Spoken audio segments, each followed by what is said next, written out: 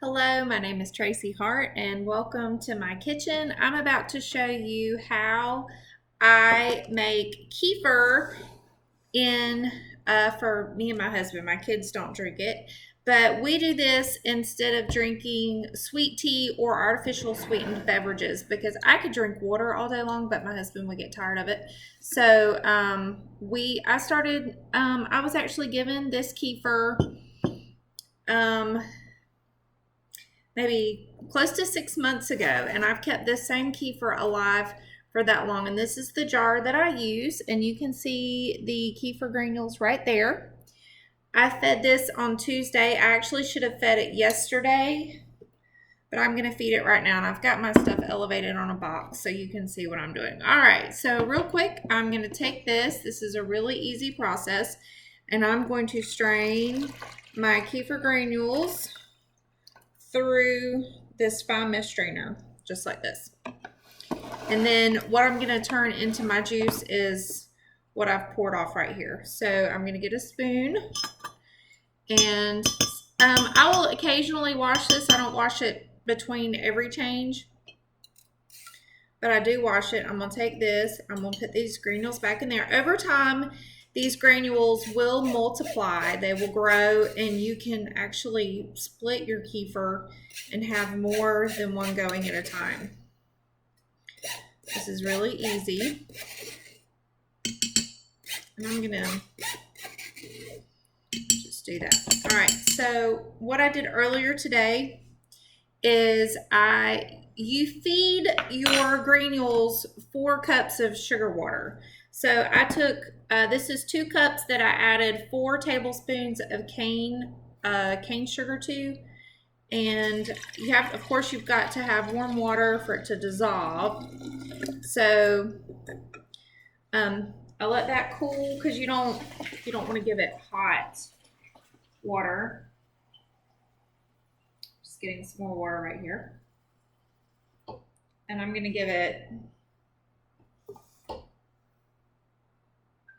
2 more cups of water. So I have 4 cups right there. And now it is fed. Every so often you can give it a little something extra if you want to. I'm going to give mine a couple of raisins just so it can have a little extra food to live. It says just a couple. I usually give mine more. Just for fun. Okay, so now this is going to sit. I can swap it out in 2 to 3 days. This is all you have to do. And I had a rubber band. There it is.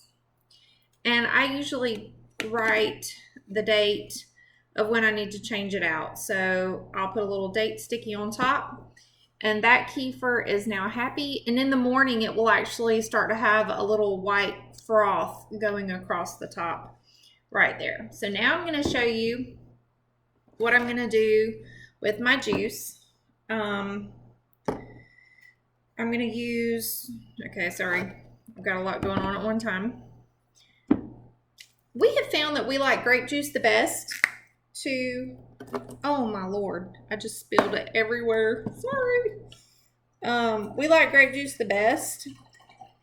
You can do between 4 to 6 ounces.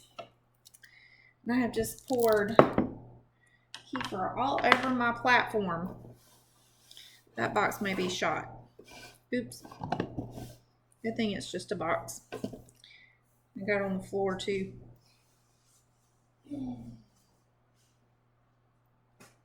Okay, so now I've got, and to keep my video short, I won't do all of my bottles, and I refill bottles. I actually have a total of 3 bottles that I will fill with juice.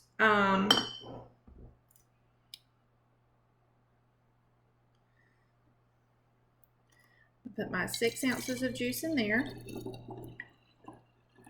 And then I'm just going to cap it off with some of the pour off.